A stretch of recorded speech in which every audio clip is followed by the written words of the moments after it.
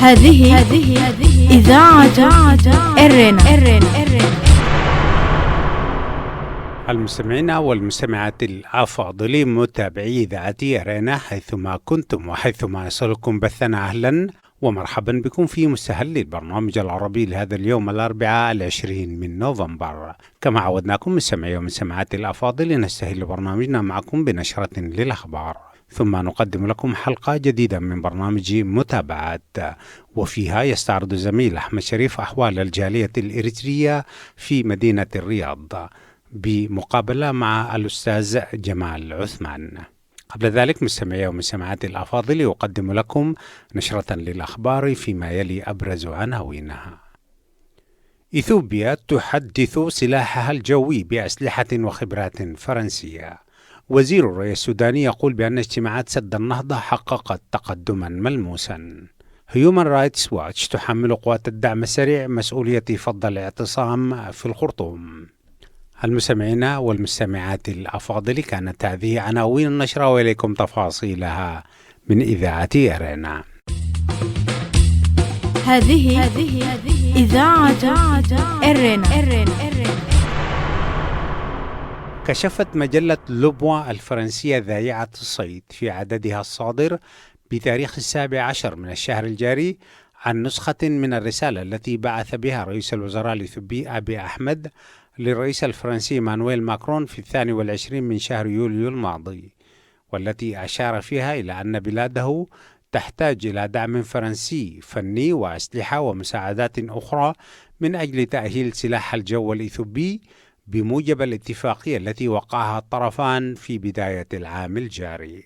وقال رئيس الوزراء بأن بلاده تحتاج إلى مروحيات مقاتلة وطائرات اشتباك متطورة وصواريخ وطائرات نقل وطائرات بدون طيار، إضافة إلى خبرات فنية لبناء سلاح الجو للوفاء بالتزامات الدفاع عن الأجواء الإثيوبية ودعم القوات البرية وتأمين سيادة البلاد على أراضيها، كما أشار رئيس الوزراء بذلك.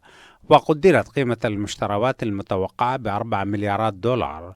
وأشارت رسالة رئيس الوزراء إلى أن إثيوبيا لا تملك الموارد المالية للوفاء بهذه المشتريات، وتطلب مساعدة فرنسا بهذا الخصوص، خاصة وأن التعاون بين البلدين سوف يستمر لفترات زمنية طويلة.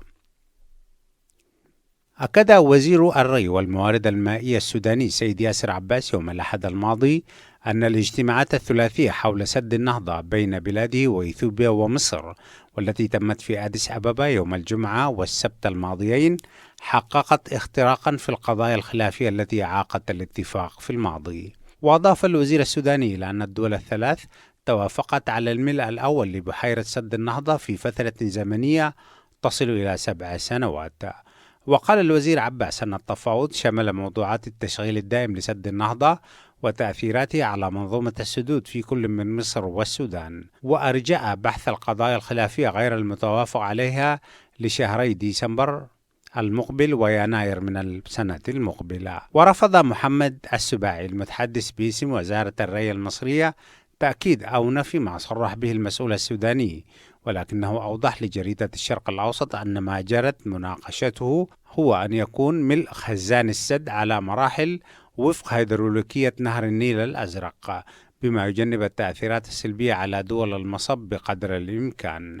وأضاف السباعي أن الأهم ليس هو عدد سنوات الملء فقط بقدر ما وضع قواعد ونسب وفق ظروف التدفقات المائية بالتنسيق المتبادل بين الدول الثلاث، وهو ما سيتم حسمه في الاجتماعات المقبلة.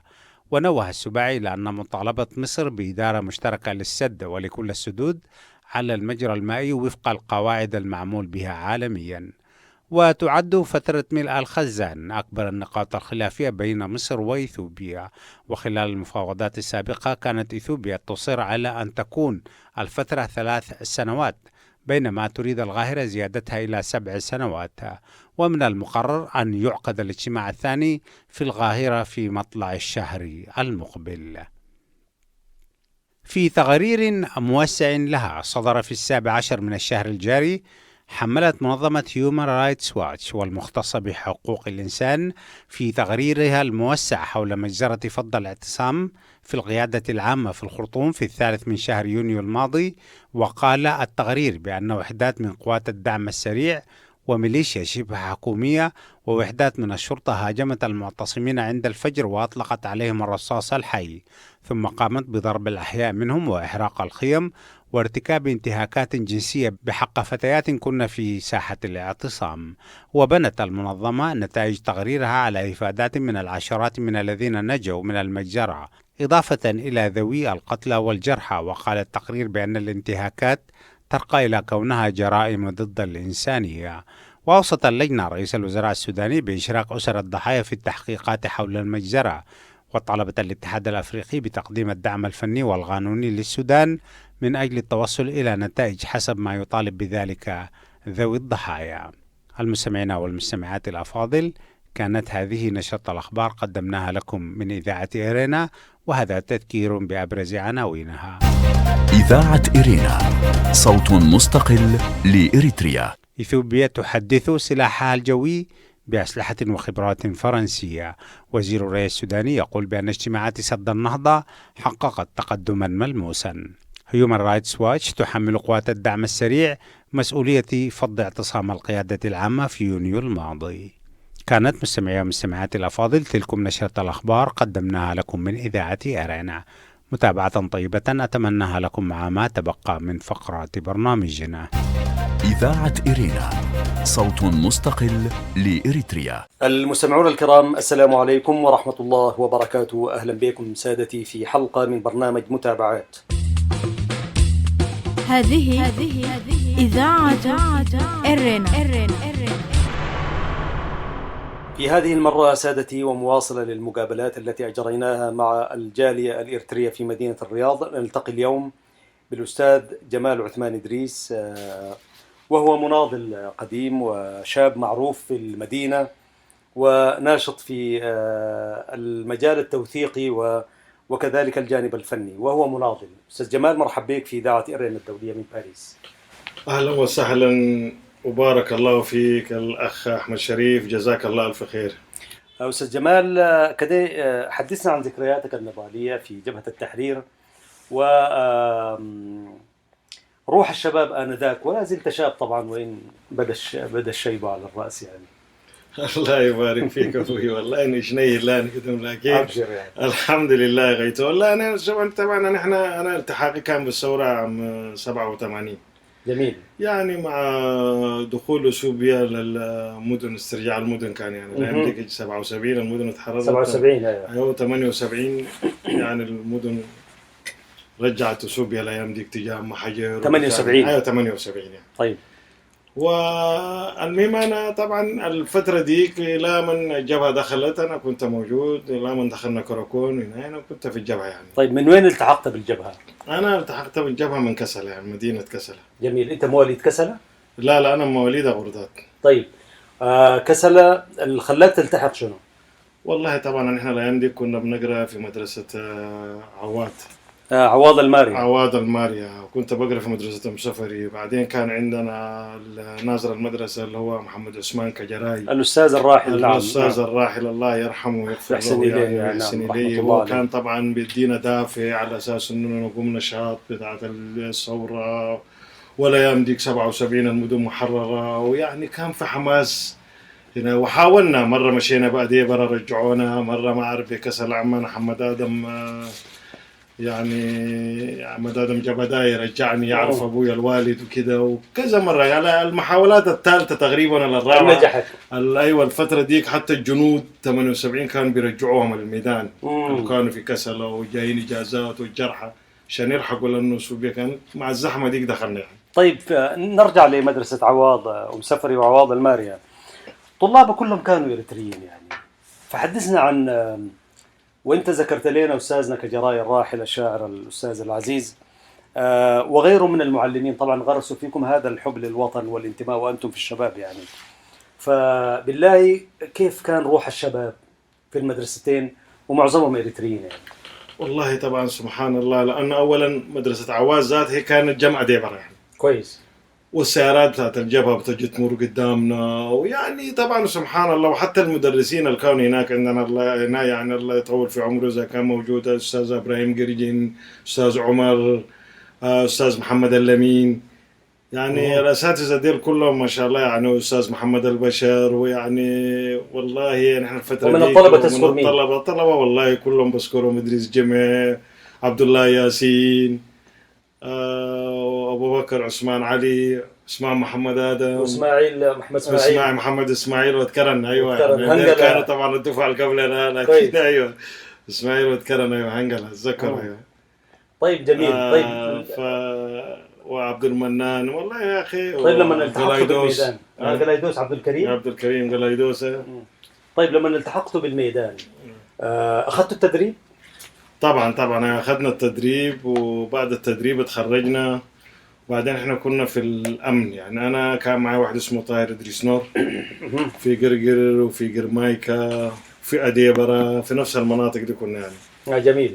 وبعده جبهة دخلت كراكون، وكراكون برضو دخلنا. بعد كراكون كمان قعدنا فترة في كراكون، ومشينا ل 25 مارس استمرارية جميل. انهيار الجبهة أو دخول الأراضي السودانية كنت شاهد عيان على ذلك. بالضبط. أيوة أنا كنت موجود ولحد خشينا. أنت كنت وين وشهادتك للتاريخ شنو يعني؟ والله يا أخي شوف، نحن طبعا دخول الجبهة أولا طبعا 78 الفترة الجيناها ديك الجبهة ذاتها كانت بتمر بصراع يعني. جبهة ذاتها في داخلها كان في صراع، وعلى حسب طبعا الفترة ديك ذات إمكانياتنا حتى في فهم الأشياء دي كانت بسيطة يعني.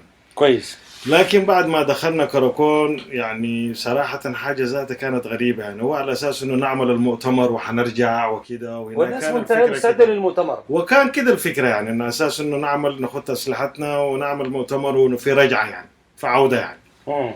حتى كمان لما الفكرة كانت كده تجاه شلولوب وتجاه كراكون والأماكن دي كنا القيادات كلها.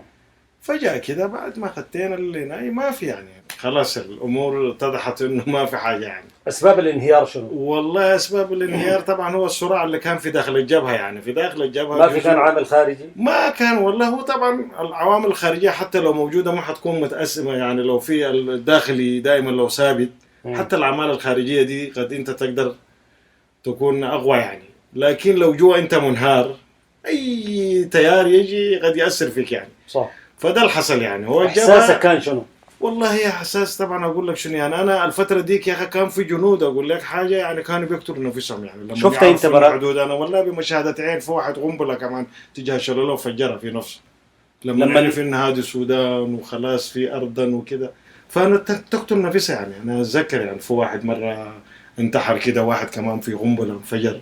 حتى الناس اللي كانوا في شلولوب الجنود بتاعت الجبهة بتعرف الكلام ده تمام يعني. حقيقة يعني. وبقوا يوعوا فيهم يا جماعة الكلام ده غلط، ونحن حنرجع تاني وحنعمل المؤتمر إذاعة إرينا، صوت مستقل لإريتريا. إلى آخره يعني. طيب بعد 91 أنت كمقاتل شاب وبدأت يعني ومدرك للأحداث اللي بتجري من حولك، من 91 تغير مشاعرك تجاه تلك الهزيمة أو مخلفات الدخول إلى كراكون وكده؟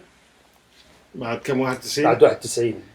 والله شوفوا دخول كراكون ده طبعا بصراحة يعني كانت إنه أول الجبهة بصراحة كان تنظيم وطني. باعتبار إن هذا التنظيم حتى لو لما دخلنا كراكون التنظيم باعتبار إنه كان تنظيم تقسم على ممكن 9 على كم فرع يعني. ساقم بتن مش عارف إيش استمرارية 25 مارس ومش عارف. ده كان يوريك إن هي الجبهة كان تنظيم وطني وجامع كل الأطياف وكل التنظيمات كان في داخل الجبهة يعني. طيب واحد ما ممكن يقولوا هذا الانشطار هو ليس دليل عافية وليس دليل وطنية شاملة. لا والله لا بالعكس، هي رؤية فعلا. لكن هي بالعكس يعني. هو تنظيم الجبهة كان تنظيم ديمقراطي. تنظيم يعني أنا لما جيت في الجبهة بصراحة يعني بتشوف أشياء يعني. والجبهة كانت ذاته تنظيم إيش أقول لك يعني، دولة كانت دولة. يعني حتى كان عندنا بطاقات كارنيه شفتها. أي عسكري كان عنده بطاقة فيها فسيلة دم وفيها صورته، وحتى ينتقل وين أي عسكري كان عنده كارت يعني. دي هسه من بعدين حتى المحو الأمية في داخل الجيش بطريقة كانت يعني مثلا أنا بعرف عربي بدرس، واحد يقوم يعرف تقرينيا بيدرس، واحد يقوم يعرف إنجليزي بيدرس. وحتى كان نقاش يعني الناس نقرأ ونناضل، وحتى كان الناس تتناقش. يعني كانت دولة تنظيم بصراحة يعني انهيار، وكان فوق 40,000 جندي يعني ما حاجة سهلة يعني. فده ما في أي تأثيرات خارجية يعني. هو حتى ذاته بعد معركة كركبت، المعارك اللي كانت مع الجبهة الشعبية تعتبر كانت معارك كركبت يعني، المعارك اللي يقدروا الجبهة تكون خاضتها يعني. طيب. بعد معارك كركبت تاني ما كان في معارك يعني. طيب انت قلت الجبهة كانت تنظيم وطني، الجبهة الشعبية غير تنظيم وطني مثلا بالمفهوم اللي انت يعني معتقده مثلا؟ والله الجبهة الشعبية انت هسه بدليل انه بعد التحرير انت شفتها يعني الجبهة الشعبية يعني تنظيم يعني انت شايفه هسه لو كان وطني. وانا اتذكر في داخل الجبهة لما كنا دخلنا كراكون كان معنا استحضروا الشخص ده، كان في واحد من القيادات بيقول شنو ما عارف الان وين موجود ما بعرف، قال يا اخي هذه المنطقة ايش اسمها؟ قال فقلنا له كراكون. قال حزب إريترا أبزت غبيره، قال هذه هنا الشعب الإريتري دي يندفن هنا قال. فده كان عنده رؤية أو كان عنده فهم للشغلة يعني. احنا الوقت ذاك ما بنستوعب القاعد يقول. أيوة. لكن الآن بأثر الرجل لما نجي نشوف الرجل لا كان عنده معلومة إنه الشعب الإريتري ده كان حيكون مسيره كيف كده. جبهة الشعبية وضياع المشروع الوطني. أيوة نعم. هو يقول كده يعني. فاليوم أنا لما نتذكر واسترجع يعني كراكون والكلام ده في لحظتها ما كنا نستوعبها يعني. نعم. فسبحان الله. جميل. طيب نحن هسه بالممارسة أثبتت المجموعة الحاكمة هي امتداد لفصيل الجبهة الشعبية. ولما نقول الجبهة الشعبية ما نقدر نشمل كل القيادات. بمعنى تنظيم الجبهة الشعبية الجيش الشعبي كان تابع أو امتداد لجيش التحرير، ولكن المجموعة ما بعد التحرير مجموعة السياسة والطغمة الحاكمة اليوم هي ذاته في ناس بيقولوا سرقت المشروع الوطني بين قوسين، حتى مشروع الجبهة الشعبية بحد ذاته سرقته وطلعت من أهدافها. وهذه المجموعة الموجودة ما لها علاقة حتى بتنظيم الجبهة الشعبية اللي هو كان امتداد. رأيك في المسألة دي شو؟ والله هي شوف أنا أقول لك حاجة، هي طبعا الجبهة الشعبية لما كان يطلع هو أصلا الناس تطلع أي واحد لما كان بيطلع الميدان، وأحيانا في ناس ذاته ما تحدد ماشية وين. محل ما بتلقى بتنادل كامل فصيل. أيوة فصيله بينادل يعني من أجل إريتريا. لكن الجبهة الشعبية هذه الأشياء دي ما من صدفة يعني. كانت القيادة مبنية بس كانوا مغشوشين يعني. الناس يعني اللي كانوا في داخل الجبهة الشعبية كانوا فيهم ناس وطنيين وكانوا فيهم ينادوا من أجل إريتريا وإلى آخره. بعد التحرير مهمتهم انتهت. في ناس ذاته في داخل النضال كل ما كان بيشوفوا مهمته انتهت كانوا بيصفوا في داخلهم يعني ابراهيم عافا، علي بريم ومين والى اخره المنكع، وبيصفوا المنكع وهنا والى اخره لا من دخل اسمر واليمين وغيره منهم بالضبط. بعد ما دخل اسمر كمان ده كله امتداد يعني امتدادات، وهذا كله الى نهايه ما وصلنا اليه الان يعني. هذا بالاختصار اللي موجود يعني. جميل. طيب هذه إذاعة إرينا. أعزائي المستمعين، لا زلتم مع إذاعة إرينا الدولية من باريس، وحلقة اليوم في برنامج متابعات مع الأستاذ المناضل أخونا جمال عثمان إدريس. أستاذ جمال، طيب لو قلنا لك كيف ترى المشهد الآخر، بمعنى في تنظيمات كثيرة بتعارض الطغمة الحاكمة في إريتريا، هل تفتكر التحركات الموجودة من العناصر الوطنية هي بمستوى الحدث الموجود الآن ما تحتاجه إريتريا من حلول ووضع نهاية لهذه المأساة الوطنية الكبيرة؟ والله هو شوف، هو طبعا أولا بعد أنه الجبهة دخلت السودان وبعد ما أنه إريتريا تحررت، في ناس لا زال بيناضل يعني ما نزل الراية. نعم. لكن باعتبار أن الجبهة الشعبية بعد التحرير عملت برنامج وخلقت أشياء يعني ذاتها غريبة بنسمع بها يعني. نحن زمان أن الجبهة الشعبية تنظيم طالع لإريتريا وجبهة التحرير تنظيم لإريتريا، ده كان الفهم الموجود يعني. أيوة. الآن بنسمع أصوات يقول لك جبهة كانت حق إسلام جبهة الشعبية كانت حق مسيحيين، مسميات ذاتها غريبة في حد ذاتها، وتلقى توجه زي ده يعني. فالأشياء دي كلها دخيلة يعني. فبالتالي حتى الناس الدار تعمل، واللي كانوا الناس دار تعمل لو وصلوا لها الأجواء كلها. زمان بغدية وطن والناس تمر كانت يعني ممكن يقع في الجبهة ويجي في الشعبية، يجي في قوات تحرير الشعبية، وفي النهاية هو طبعا الهدف كان هو تحرير إريتريا يعني. نعم. الآن حتى المعارضة هم لما جو طلعوا يعني ما قدروا يستوعبوا، حتى الشباب برضو ما هنا لأسباب اللي أنا أشوفها على حالتين يعني. أولا هم ذات الدعم اللي تقدر تقول عليه هو دعم ما كانوا بيلقوا يعني، ما في جهة ممكن تساعدهم يعني. مثلا كان السودان مواقفها كانت معروفة، حتى أثيوبيا كمان محدد لهم المساحة يعني. نعم. ثانيا الشباب ذاته ملوث، هناك يجي يخش في ساوة بيدرسوهم ده جبهة كانت تنظيم طائفي ما عارف ايش كانوا كده معبيين يعني. ايوه. وحتى ديل كمان يعني التنازيم دي المفترض نعم كان يكون عندهم اعلام قوي. صح. المفروض يكون شنو اعلام قوي، باعتباره انه الجبهة كان فيها تاريخ، كان فيها عناية. المفروض هم يوجهوا اعلام قوي يأثروا في الشباب ديل حتى الواحد يميز يعني. الشباب لما يجوا من هناك يجوا هو معبى انه عارف انه الجبهة شنو هي، تنظيم طائفي، مش عارف مجاميع كانت، مش عارف انه، وحتى المعارض هم شنو كده مدينا فكر كده. صح. المفترض المعارض يكون عنده تنظيم هنا اسمه شنو اعلام قوي. صح. تصحح المفاهيم. يصحح المفاهيم بس هي بتشرح هنا والناس تميز يعني، بعدين الشباب تميز. فالمفترض كان يكون دور اقوى في الحته دي يعني. وهذا التقصير الجانب ده يعني. ولا زال وده قوة الطرف الآخر. ولا زال يعني. أحيانا لما نجي نلقى ناس بيتناقشوا كده بيتكلم معاك ذاته كأنه إن إحنا الجبهة دي كانت تنظيم إسلامي ومجموعة كانت، والجبهة الشعبية جاء تنظيم وطني واستعمل تصحيح يعني ذاتها أنا ما بعرف يعني أنا الأفكار دي الناس دي بتجيبها من وين والمفاهيم دي، ودي ذاتها دي مشكلة بالمناسبة. نعم. طيب رسالتك إلى الشباب شنو يا أستاذ؟ نحن دائما نعول على الشباب لأنه هم أداة التغيير، فماذا أنت قائل للشباب الموجود في الداخل والموجود في الخارج؟ والله الشباب يا أخي هم طبعا هم الشباب ولا في الداخل مساكين طبعا هم كلهم شالوهم في ساوة وفي نايم مدخليننا في كفة، لأنه دائما التغيير يجي من الشباب. صح. وبالتالي الشباب عشان ما يعمل تغيير يعني مدخلينه في كماشة يعني. نعم. أيوة. والبرا برا والجوا كمان يعني فتح سيطرتهم يعني. واللي ناس طلعت برا الشباب دي أنا والله أتمنى يمسكوا بعض، وإنه الإريتريا دي للكل وللجميع وتسع الجميع، وبالتالي الناس يعني لازم تتوحد وتعمل تغيير يعني. التغيير ده بالمناسبة الناس لازم يعني ما بيجي ساكت يعني. فبالتالي الناس دي إذا توحدت يقدر الناس تصل لرؤية تانية وتحترم الكبار وحتى تاريخ الكبار يعني. الناس دي يعني في النهاية المعارضة الموجودة دي كمان يعني ناس عملوا دورهم وناضلوا وواصلوا في المسيرة يعني.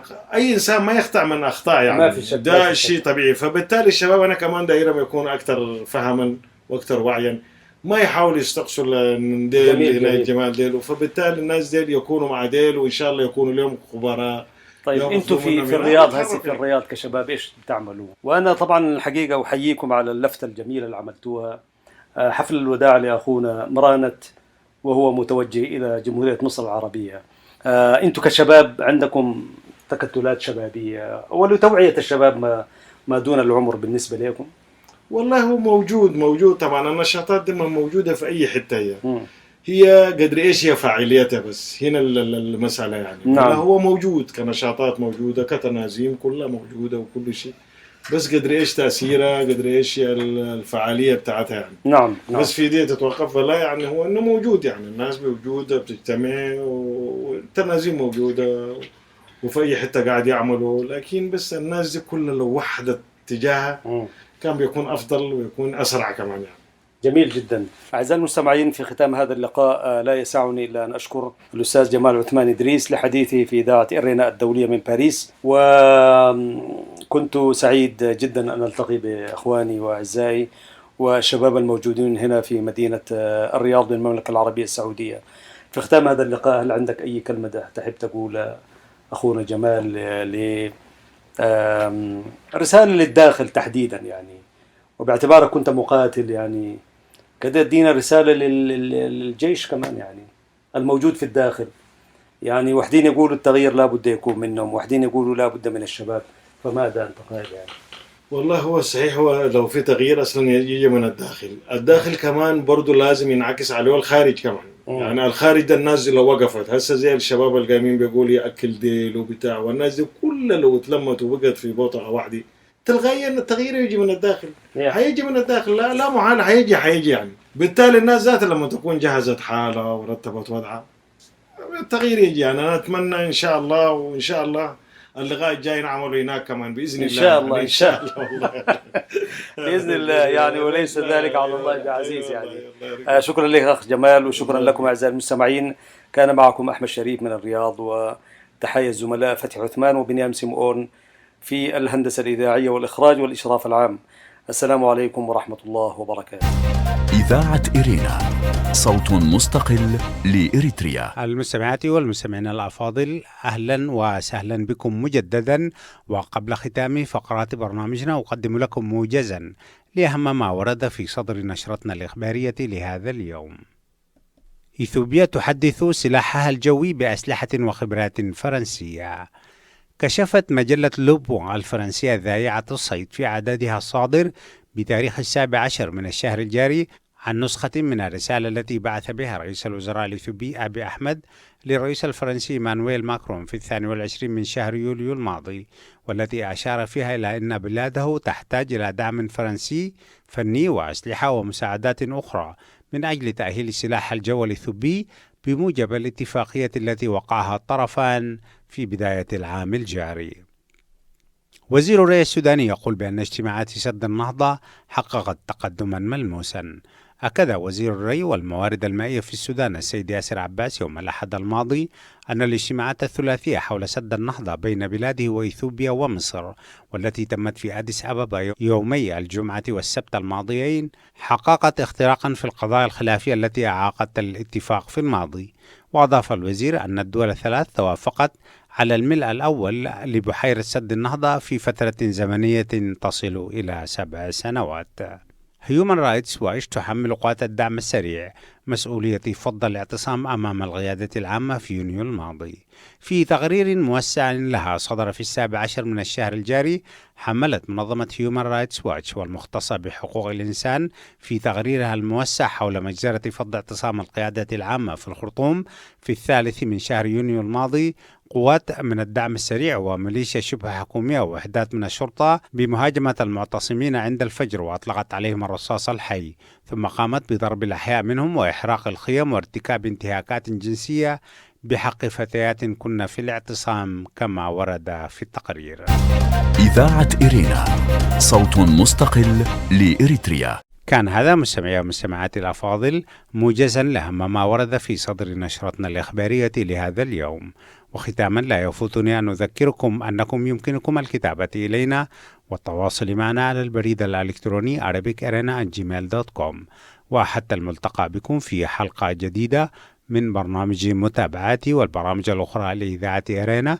لكم من زميلي أحمد شريف ومني مهندسكم فتحي عثمان ومن زملائي في الإذاعة أطيب التحايا، ودمتم في رعاية الله وحفظه. هذه إذاعة إرينا.